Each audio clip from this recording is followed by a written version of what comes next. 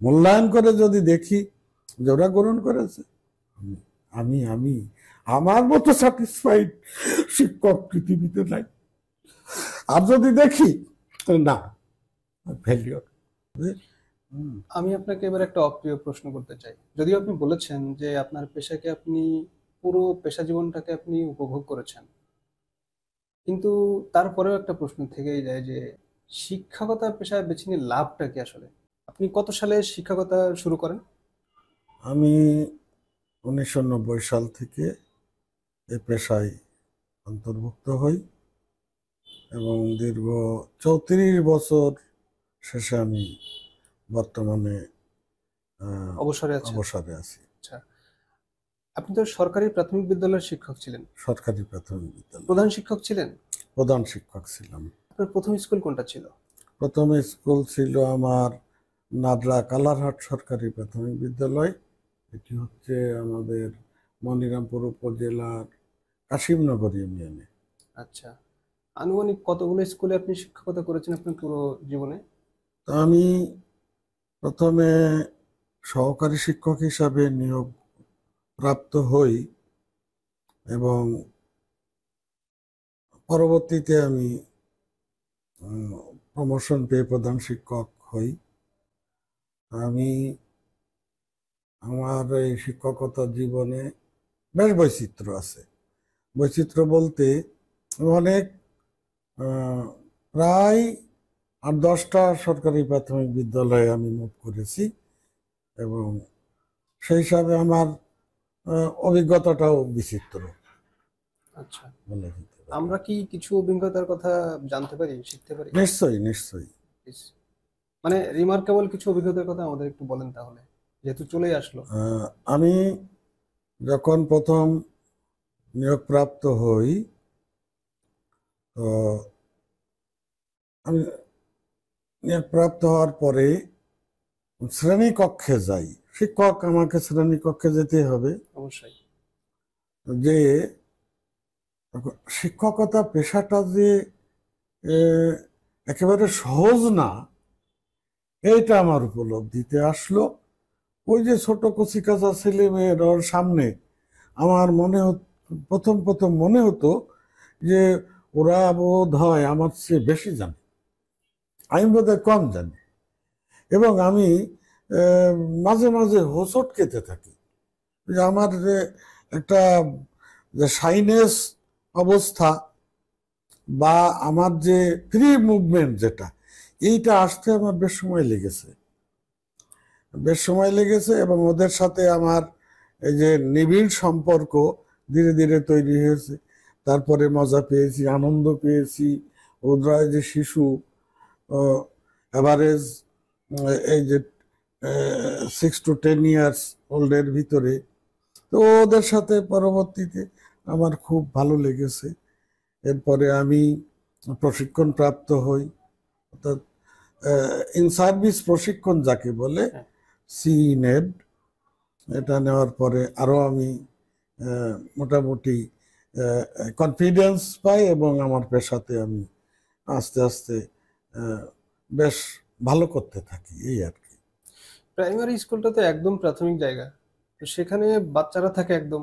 আর যখন একজন শিক্ষক হিসেবে প্রাইমারিতে যোগদান করেন, তাদের মধ্যে বয়সের বোঝাপড়ার অনেক ব্যবধান থাকে। এটা মানুষের বাচ্চা কাচ্চা হয়, সন্তান থাকে, তাদেরকে বোঝানো একরকম জিনিস। সেখানে একটা মাস কোয়ান্টিটি অফ স্টুডেন্টস যখন থাকে, তাদের বোঝাপড়া এবং ওই শিক্ষকের সাথে যে একটা সংযোগ স্থাপন করা কতটা কঠিন বা কতটা সহজ, কতটা স্বাভাবিক? আসলে এক সময় ছিল যে এই বড় পাত্র থেকে ছোট পাত্রে ঢেলে দেওয়া, এরকম একটা নীতি ছিল। অর্থাৎ শিক্ষক বড় আর ও ছোট, আমি বড় পাত্র ও ছোট পাত্র। কিন্তু একেবারেই নয়, এটি একেবারেই নয়, এটা হতে পারে না। তো এটা আমার অভিজ্ঞতাতে আসছে ওই শিক্ষকতা জীবনে। তো পাঠদান খুব কঠিন কাজ, অর্থাৎ ওদের আন্ডারস্ট্যান্ডিং লেভেলটা, ওদের যে লেভেল, এই আন্ডারস্ট্যান্ডিং লেভেলটা আমাকে প্রথম বুঝতে হবে। আমাকে কনসেন্ট্রেট করতে হবে ওরা কি চায়, ওরা কিভাবে এগোতে চায়, কিভাবে আমি রোল করলে ওদের ভালো লাগে। আমাকে কখনো এই রোল প্লে করতে হয়, কখনো ওই সঙ্গীতে পারদর্শী না হলেও ওই একটু সঙ্গীত ওদের সাথে নিয়ে নাচানাচি করতে হয়, তালি দিয়ে ছড়া আবৃত্তি ইত্যাদি। অর্থাৎ প্রথমেই পাঠে যাওয়া নয়, প্রথমেই ওরা যেটা জানে না, ওটা বোঝে না, ওদের আন্ডারস্ট্যান্ডিং এ নাই, ওদের নলেজে নাই, আমি সেই জিনিস উপস্থাপন করলাম, ওরা নিবে না, ওরা নেয় না। এজন্য ওদের মতো করেই আমাকে এগোতে হবে। কিভাবে আমি এগোলে ওরা গ্রহণ করতে পারবে, এটা সবচেয়ে বড় দিক। তার শিক্ষক ওই যে আমি অনেক কিছু, এটা ভাবলে শিক্ষক হওয়া যাবে না, বিশেষ করে প্রাথমিক স্তরে। আর যেহেতু ওই জায়গাটা ইনক্লুসিভ এডুকেশন, ওটা বিভিন্ন পরিবার থেকে আসে, বিভিন্ন পরিবেশ থেকে আসে, এক লেভেলের নয় ওরা। আর্থসামাজিক যে অবস্থা, এটা বিবেচনা থাকতে হবে, ওদের শিশুর মতো হয়ে যেতে হবে অনেকটা আমাকে, এবং ওদের এই যে অ্যাভারেজ অবস্থা, এই যে ইনক্লুসিভনেস, এটার প্রতি খেয়াল রেখে আমাকে এগোতে হবে। এবং ওরা যে আমি দিলাম আর ওরা নিয়ে নিল, এটা নয়। আমি একটা আপেল দিলাম, খেলো, নিশ্চয়ই শিক্ষাটা এমন নয়। আবার আমাকে ওদেরকে ওই যে খাওয়াতে হবে এবং ওরা খাবে, অর্থাৎ গ্রহণ করবে, এটা বুঝবার মতো আমাকে হতে হবে। অর্থাৎ আমাকে এই যে ইন্ডাকশন ডিডাকশন বলে না, আমাকে এর মধ্যে যেতে হবে। ওরা কখনো আমাকে নামতে হবে, কখনো উঠতে হবে, ওরা নিচ্ছে না, বুঝছে না, আমাকে ওখানে থামতে হবে। আমাকে ছন্দপতন না ঘটিয়েই আমাকে এগিয়ে যেতে হবে। এক্স্যাক্টলি দর্শক, একটা পয়েন্ট আমি আপনাদের সামনে তুলে ধরতে চাই, সেটা হচ্ছে স্যার কিন্তু ইতিমধ্যে বলেছেন যে প্রথমেই শিক্ষা নয়, পড়া নয়। তার মানে আইস ব্রেকিং এর যে বিষয়টা রয়েছে ওইটা আনতে হবে। তার মানে যে কমিউনিকেশন স্থাপনের জন্য যে একটা সমতা দরকার, আমি বললে যে আপনি রিসিভ করবেন ব্যাপারটা এরকম না, বা আপনি বললে যে আমি রিসিভ করতে পারবো সেই ক্যাপাসিটি আমার নাও থাকতে পারে, সেই এনভায়রনমেন্টটা তৈরি করতে হবে। That's the main fact. আপনি কি জাস্ট একটা চাকরি দরকার বলেই এই পেশায় এসেছিলেন, নাকি বাই চয়েস এসেছিলেন? আসলে এটা অনেক বড় প্রশ্ন। চাকরি আর শিক্ষকতা এক জিনিস নয়। তো আমি বাই চান্স শিক্ষক, আমার চিন্তা ছিল না যে আমি এই পেশাতে আসব। তো একটা সার্কুলার দেখলাম, এই কিছু শিক্ষক নিয়োগ করা হবে, আমি আবেদন করলাম এবং ওই প্রথম চাকরির আবেদনে আমি এটা পেয়ে গেলাম। তখন আমি গ্রাজুয়েশন কমপ্লিট করেছি। তো আমি এটাতে যোগদান করলাম। অনেকে আমাকে নিষেধ করেছিল যে তুই যাস না, আমার সিনিয়র যারা, যে তুই কিন্তু শেষ, তুই শেষ, এই প্রাইমারিতে গেলি, তুই শেষ হলি।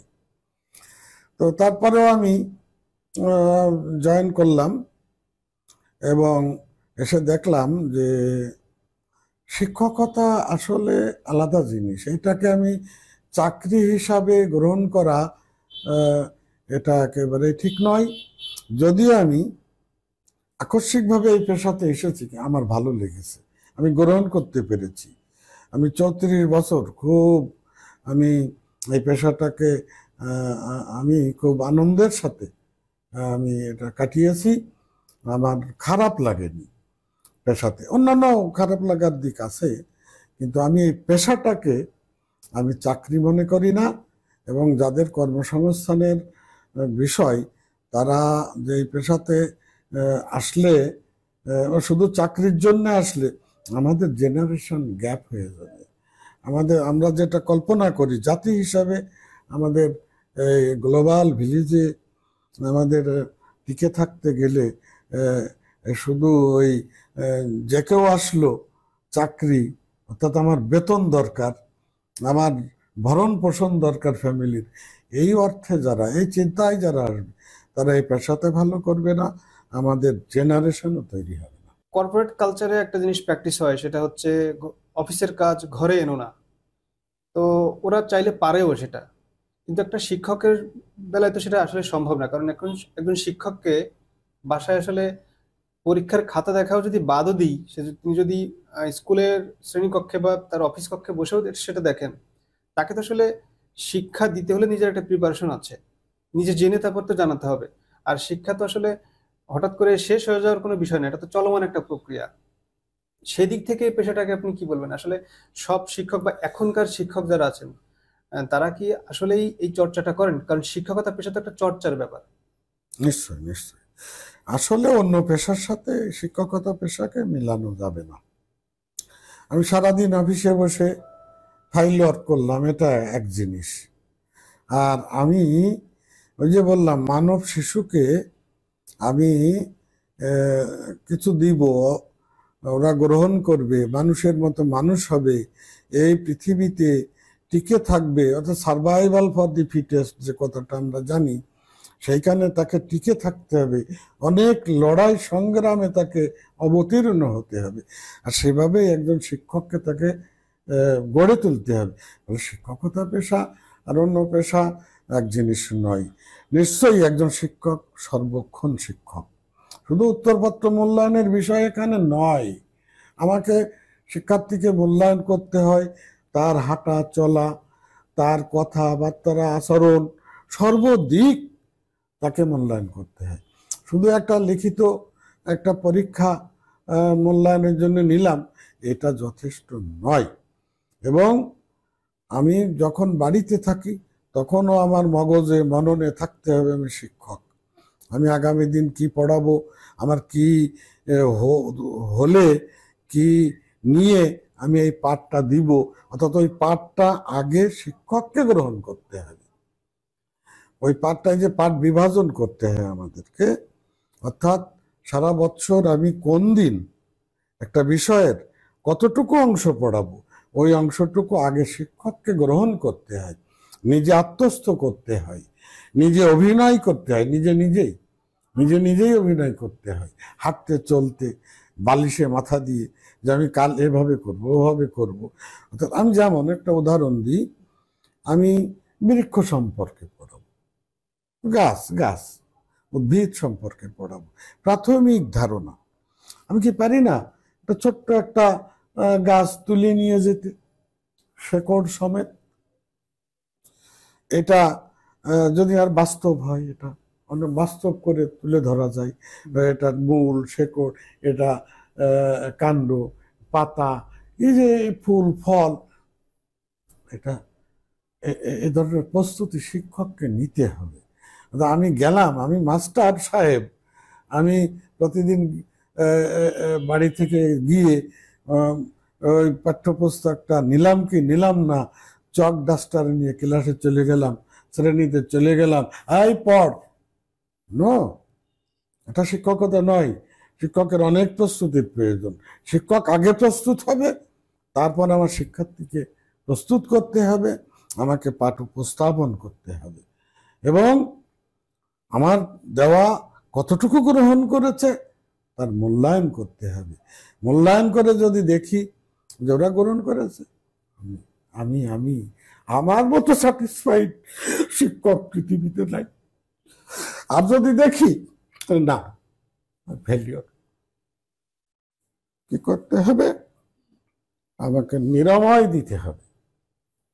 নিরাময়ের মাধ্যমে এই পাঠটি আবার, আমি একটু আবেগপ্রবণ মানুষ, তো তারপরে আবার ওকে চেষ্টা করতে হবে, আবার যাতে আমি সুন্দরভাবে উপস্থাপন করে ওদের গ্রহণ করাতে পারি।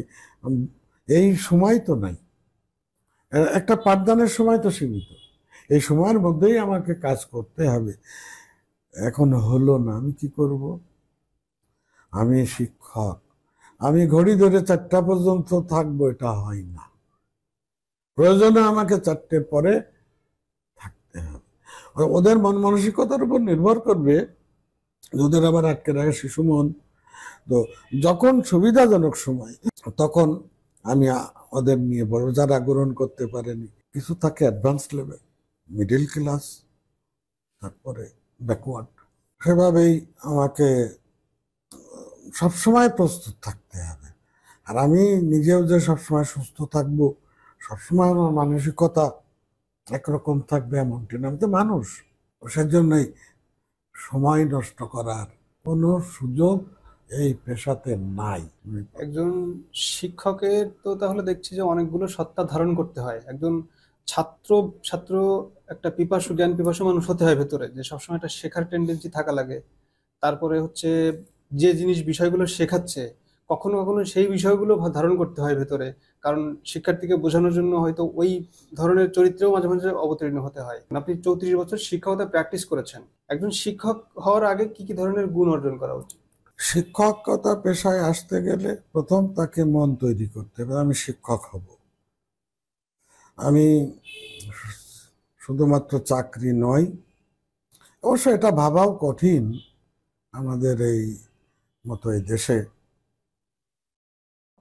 শুধু শিক্ষক হয়ে আসবে এমনটা সুযোগ আমাদের জন্য নাই। তো সেটা আলাদা প্রশ্ন। তবে শিক্ষক হতে গেলে তার যে প্রথম মানবীয় গুণ দরকার, সেটি হচ্ছে তাকে অনেক ধৈর্যশীল হতে হবে, তাকে নিরপেক্ষ হতে হবে। কোনো শিশু যেন না বোঝে, তার ভিতরে যেন এরকম প্রশ্ন না আসে যে স্যার আমার দিকে খেয়াল করে না। তো এটা একটা বড় দিক। নিরপেক্ষ আচরণ করতে হবে। আর এই পেশায় অন্তর্ভুক্তির পূর্বে প্রস্তুতি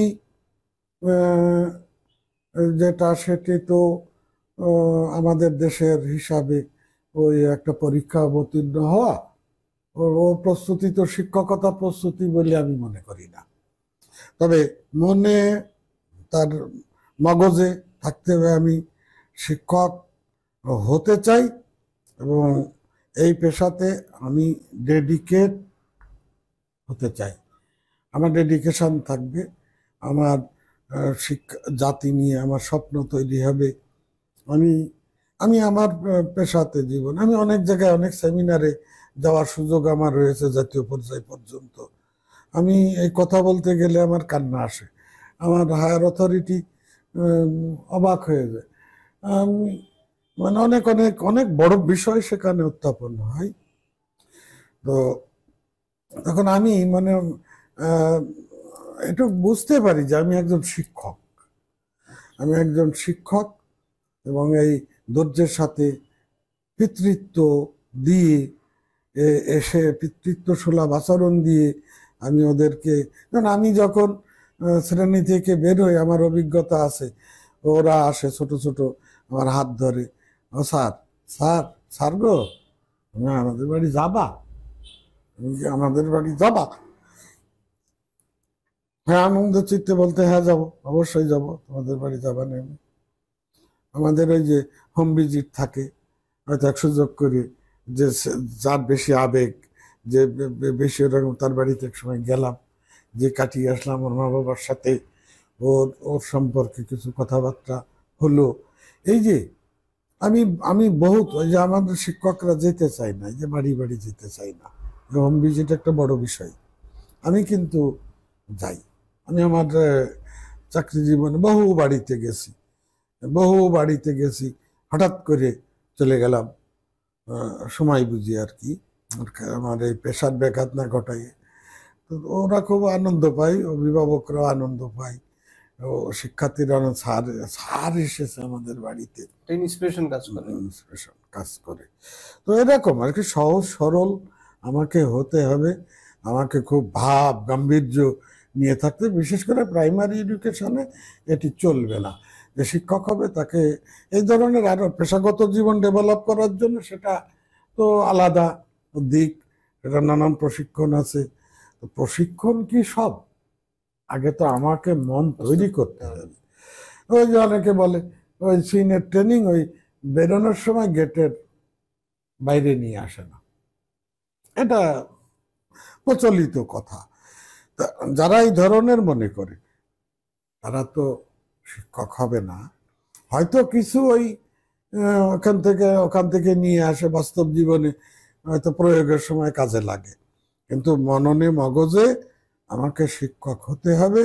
আমি নিজেই প্রশিক্ষণ নিব, নিজেই ওটা নিয়ে চর্চা করব, এবং আমাকে ওই শিশুর মতো হতে হবে, এই মানসিকতা থাকতে হবে।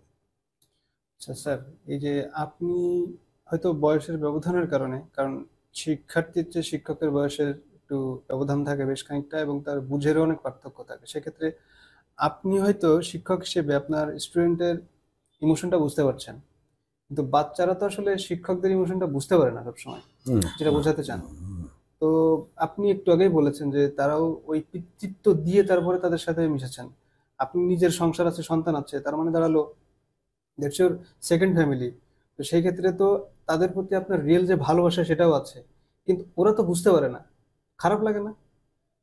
নিশ্চয়ই। আসলে আহ, অনেক হয় কি, আমাদের আর্থসামাজিক অবস্থা যা, আমাদের ওই শিশুরা বাড়ি যেয়ে হয়তো বাবাকে দেখে না, ওই বাবা পেশাজীবী বিভিন্ন শ্রমে উম, থাকে, বাইরে চলে যায়। এবার আমার জীবনের যে অভিজ্ঞতাগুলো, আহ, যেসব এলাকায় কাজ করেছি, অনেকের বাবা বিদেশে গেছে, অনেকের বাবা রাজমিস্ত্রি, ওই দূরে কোথাও কাজে গেছে, বাড়ি আসার সুযোগ পায় না। আহ, মা ওইদিকে হয়তো এটা সেটা সে কাজ নিয়ে থাকে। এর মধ্যে যদি সে আমার একটু ওই স্নেহ পরশ পায়। পায়, হুম। স্নেহ পায়, তো এটাতে সে খুব উপভোগ করে, খুবই উপভোগ করে।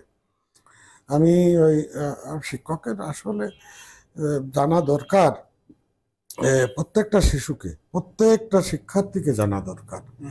এটা এ কোন পরিবার থেকে আসে, এর বাবা আছে কি নাই, মা আছে কি নাই, বাবা মার কেউ উম, পরলোকে চলে গেছে কিনা, বা এটা ব্রোকেন ফ্যামিলি কিনা, হ্যাঁ, ইত্যাদি বিষয় মাথায় রাখতে হবে। ব্রোকেন ফ্যামিলির ছেলে মেয়েগুলো সাধারণত আহ, এরা উম, এ- এ- এরা মোটিভেটেড থাকে না, এরা বিশৃঙ্খল জীবনে প্রবেশ করে খুব অল্প বয়স থেকে। স্নেহ নাই, ভালোবাসা নাই, মা এক জায়গায় চলে গেছে, বাবা আর এক জায়গাতে। এটা এদের খুব আহ, এদেরকে আহ, মানুষ করা, এদের মানুষ করা বলতে ওই যে পাঠদানে এই কার্যক্রমে অন্তর্ভুক্ত করাও নিয়মিত হুম। কঠিন হয়ে পড়ে। এরা প্রতিদিন স্কুলে আসেও না, আহ, অনিয়মিত। আর এই শিক্ষকতা বেশ ধারাবাহিক একটা বিষয় তো, উম, ফলে ওই ধরনের শিশুদের যারা মা বাবা আছে, মোটামুটি আমরা যারা অগ্রসর ফ্যামিলি বলি, ও ফ্যামিলিগুলোর ছেলে মেয়ে বাড়িতে অনেকটা অ্যাডভান্স হয়েই আসে। ওরা আহ, চাকরিজীবীর পরিবার, তারা মা বাবার ইয়ে পাচ্ছে, ভালোবাসা পাচ্ছে। আহ, ও ও- ও- আমার পক্ষপাতিত্ব করা যাবে না, কিন্তু একেবারে পক্ষপাত শূন্য হওয়া যায় না, এটা কিন্তু আমার মনের ভিতরে থাকবে, ওদের বুঝতে দেওয়া যাবে না যে শুরুটা ব্রোকেন ফ্যামিলির। আমি তার গায়ে একটু হাত বুলাই, সবার হাত বলে আসলাম, কিন্তু আমার ওর ওর প্রতি একটু সিম্প্যাথিটা বেশি দেখানো। বেশি দেখালাম। মা নাই, বাবা নাই, উম, একটু দেখালাম, হুম। সেটা মনের ভিতরে হুম। থাকবে। তো সবাই তো আর ওই যে বললাম বিভিন্ন পরিবার থেকে আসছে, তো এটা একটা দিক, এটা শিক্ষকের অবশ্যই মনে রাখতে হবে। হুম। আমি আপনাকে এবার একটা অপ্রিয় প্রশ্ন করতে চাই। যদিও আপনি বলেছেন যে আপনার পেশাকে আপনি পুরো পেশা জীবনটাকে আপনি উপভোগ করেছেন, কিন্তু তারপরেও একটা প্রশ্ন থেকেই যায় যে শিক্ষকতা পেশায় বেছে নিয়ে লাভটা কি আসলে? এই যে লাভের প্রশ্ন তো আসলে থেকেই যায়। আমি একটু কঠিন এটা, যোগ করতে চাই, সেটা এটা হচ্ছে আমি আমার স্কুল জীবনে দেখেছি আমার শিক্ষকেরা কখনো অনেক সময় আন্দোলনে গিয়েছেন দাবি আদায়ের জন্য। শিক্ষকের যে যতখানি এতক্ষণ আমরা আলাপ করলাম, আপনি প্রচুর প্র্যাকটিসের কথা বলেছেন, একজন শিক্ষকের কত রকমের প্রিপারেশন থাকতে হয়। সেই শিক্ষককে যদি আন্দোলনে প্রিপারেশন নিতে হয়, সেটা কতটা যৌক্তিক? যুক্তি বিষয়ে নাই গেলাম, আমার প্রশ্ন এটা যে শিক্ষকতা পেশা বেছে নিয়ে লাভটা কি আসলে?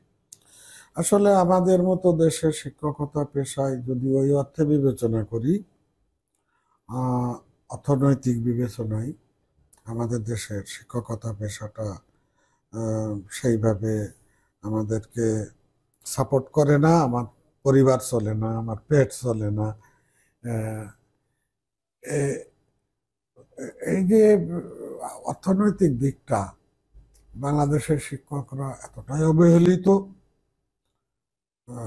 যা বর্ণনাতীত। এদেরকে কেউ মূল্যায়ন করে না। ওই মাস্টার সাহেব, এই প্রাইমারির মাস্টার, এখনো এই ধরনের একটা ইয়ে রয়ে গেছে। যদিও আমরা 50 বছর পার হয়ে গেছি স্বাধীনতার পরে, আমাদের ওই বেতন স্কেল যে কাঠামো, ওইখানেই যেতে হয় এই প্রশ্নের উত্তরে। তো আমাদের 20টা যে কাঠামো ধাপ আছে, এই ধাপের মধ্যে আমাদের ওই কোথায় অবস্থান, 14, 15, 16, লোয়ার স্কেল, একেবারে লোয়ার স্কেলে আমাদের চাকরিতে আসতে হয়। এরপরে দাবি করলে বলে, "তো তুমি তো দাবি মেনে, তুমি তো এটা মেনেই আসছো, তোমার আবার চাহিদা কিসের?" আমি পদবিও প্রকাশ করছি না। অনেক উচ্চপদস্থ একজন কর্মকর্তা বলেছিলেন, এই শিক্ষকের আবার বেতন কিসের? হ্যাঁ, বেতন কিসের লাগে তোমার?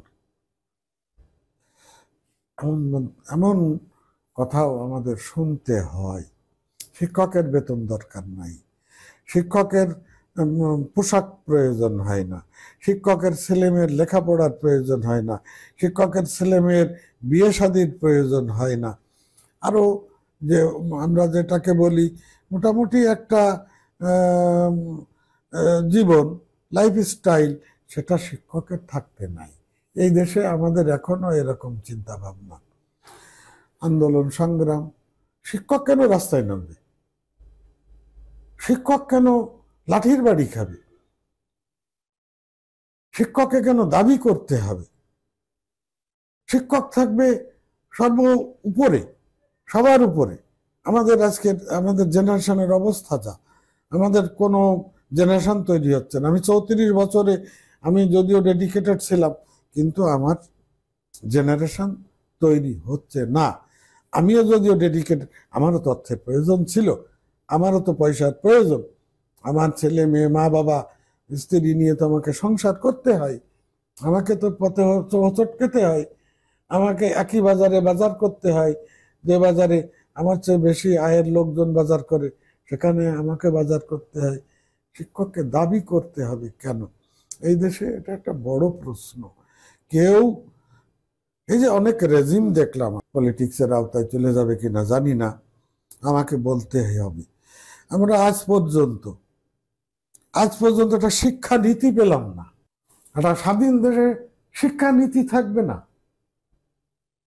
কথা হলো যে শিক্ষানীতিতে শিক্ষকের অবস্থান থাকবে, যে শিক্ষানীতিতে আমাদের শিক্ষার ধরন কি হবে। আজ পর্যন্ত আমরা এরকম একটা শিক্ষানীতি আমাদের দেশেতে নাই। এটা খুবই দুঃখজনক, খুব দুঃখজনক। কি জেনারেশন তৈরি হবে আমার এই দেশে? আমার শিক্ষা ব্যবস্থা ধর্মীয় আলোকে হবে না সেকুলারিজম হবে? এটা নিয়ে প্রশ্ন। আমাদের বিশেষজ্ঞরা যা করেন, আমি ওখানেও কাজ করেছি, এনসিটিভিতে অভিজ্ঞতা আমার আছে। কারিকুলাম সিলেবাস ডেভেলপমেন্টের যে কাজ, বিশেষজ্ঞরা যেখানে কাজ করেন, তারা হয়তো সিলেবাসে একটা জিনিস গ্রহণ করলো, একটা কবিতা বা একটা গল্প বা একটা কন্টেন্ট, যখন এটা গ্রহণ করা হলো, আন্দোলন হয়, হিন্দুর কবিতা দিয়েছে, মুসলমানের কবিতা। এই দেশ, এটা আমি আর বাড়াচ্ছি না, রাজনৈতিক অন্যরকম, অন্যদিকে আমি শিক্ষক হিসাবে বলছি কথা। কেন এমন প্রশ্ন কেন আসবে? শিক্ষার নীতি কেন থাকবে না? যখন যা খুশি দিচ্ছে, তাই নিয়ে আমাদের চলতে হচ্ছে। এ বললে অনেক কথা আলগা হয়ে যায়। সেটা ওই পর্যায়ে বলা আসলে সম্ভব না। শুধু এতটুকুই বলি যে আমার স্বাধীন দেশ, কারিকুলাম থাকবে না, শিক্ষা নীতি থাকবে না, আমার টার্গেট থাকবে না, আমি কোথায় যাব, আমি কোথায় পৌঁছাবো। হতাশ।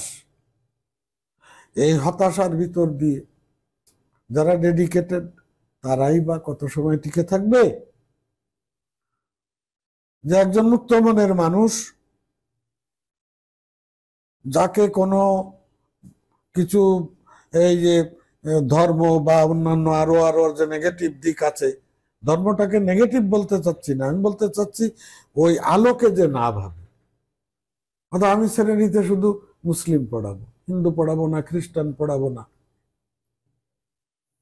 এই মানুষটি যে ডেডিকেটেড, মুক্ত মনের, উচ্চ ধ্যান ধারণা পোষণ করে, যে কন্টেন্ট দেওয়া হচ্ছে সেই কন্টেন্ট তো তাকে পড়াতে হবে সঠিক। আমার ইচ্ছার বিরুদ্ধে। এটা কি কাম্য? না।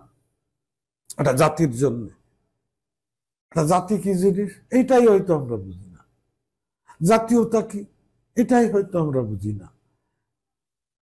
কি হচ্ছে এই দেশে খুব দুঃখজনক।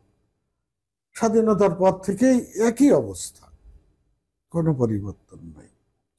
স্যার, আপনাকে যদি একদিনের জন্য শিক্ষা মন্ত্রণালয়ের দায়িত্ব দেওয়া হয়, আপনি প্রথম কোন জিনিসটা পরিবর্তন করতে চাইবেন? আসলে এটা ওইটার একটা কি বলে, এই ধরনের প্রশ্ন কি বলা যায়, এটা সম্ভব না একদিনে বা দুদিনে। এটা জাতির মগজে মননে আসতে অনেক সময় লাগে, অনেক সময় লাগে। এটা পরে আমি করে দিলাম, ওই যে নেমে যাবে পথে একটা শ্রেণী। আমি মনিরামপুরে থাকতাম, একটা মিছিল হচ্ছে, বাস্তব উদাহরণ, একেবারে বাস্তব। হুম। কুদরতি ক্ষুধার শিক্ষানীতি মানি না, মানি না, এই আরো আরো কি স্লোগান, বাজে স্লোগান। তো ওই হাকোবার মোড়, বাস্তব, আমি বসে আছি, মিছিল শেষ করে একটা ছেলে ওখানে আসলো, কি কিসের বিষয় এটা। একটা শিক্ষা কমিশন গঠন হলো সম্ভবত, এটা কত সালে, ঢাকা বিশ্ববিদ্যালয়ের শামচুল হক না শামচুল হুদা শিক্ষা কমিশন। জি। অর্থাৎ কারিগরি শিক্ষার দিকে যাবে এরকম একটা চিন্তা ভাবনা সরকারের আছে। ওই শিক্ষানীতি এটা মোটামুটি তৈরি হয়েছে, তার বিরুদ্ধে মিছিল হচ্ছে। তো আমি হলাম কুদরতি ক্ষুদাকে, গুরু কনকের ক্ষুদা, নিজে নিজে নাম দিলে ক্ষুদা, ক্ষুদা এসে হাজির হয়েছে। তার উত্তর হলো এই ধরনের, মানে সে কুদরতি জানেই ক্ষুদাকে না, জানে চিনেই না। না। তো আমি একদিনে শিক্ষামন্ত্রী হলাম বা প্রধানমন্ত্রী হলাম, এই কিছু পরিবর্তন আনলাম, আমার মন আরো কয়জন নিয়ে, পরিষদ নিয়ে, এই দেশে কোনো মানবে না। মানবে না, লাভ হবে না। এই দেশ এমনটা হয়ে গেছে, এমন পর্যায়ে চলে গেছে যে এটা সময় লাগবে, সময় নিয়ে করতে হবে, ধীরে ধীরে এগোতে হবে একবারে। আর ওই যে চাপিয়ে দেওয়া, ওই যে টিকল ডাউন থিওরি আর এখানে চলবে না, মানে কোনো দেশেই চলে না। আমাদের তো ট্রিকল ডাউন থিওরি মেন, মানে উপচে পড়া নীতি, এটা চলবে না, আর ওইভাবে করা সম্ভব না। আমাদেরকে ট্রিকল আপে যেতে হবে, ট্রিকল আপে যেতে হবে। ওইটা না করে বরং কিছু শিক্ষক উন্নত মানসিকতার, ভালো মানসিকতার, অর্থাৎ আমরা যেটা চাই সেই মানসিকতার শিক্ষক আগে নিয়োগ দিতে হবে, একেবারে পরীক্ষা করে। এবং এখান থেকে আমার উঠে যেতে হবে। আমার ইনক্লুসিভ এডুকেশনে সব শিক্ষার্থী কি এগোয়, সব ফ্যামিলির ছেলে মেয়ে কি হ্যাঁ গোবরে পদ্ম ফুল, তাই না? অনেক আছে, অনেকে ওঠে, কিন্তু অ্যাভারেজ কি দেখি আমরা, যেসব ফ্যামিলিতে আর্থিক সচ্ছলতা আছে তারাই মোটামুটি মোটামুটি আহ, এগোচ্ছে। এক সময় ছিল দরিদ্র ফ্যামিলি ছিল এগুলো এগোতো। তারপরেও এইখান থেকেই এগোতে হবে আমাকে, এইখান থেকে এখান থেকে গড়ে এরা যাবে। ওই প্রাইমারি লেভেল থেকে শুরু করতে হবে, ওইখান থেকেই ধীরে ধীরে ধীরে ধীরে এটা ছোট ছড়া কবিতা, ওই থালা জঞ্জন কাশি খন খন এসব দিয়ে কি এইসব কি কোনো কথা হইলো?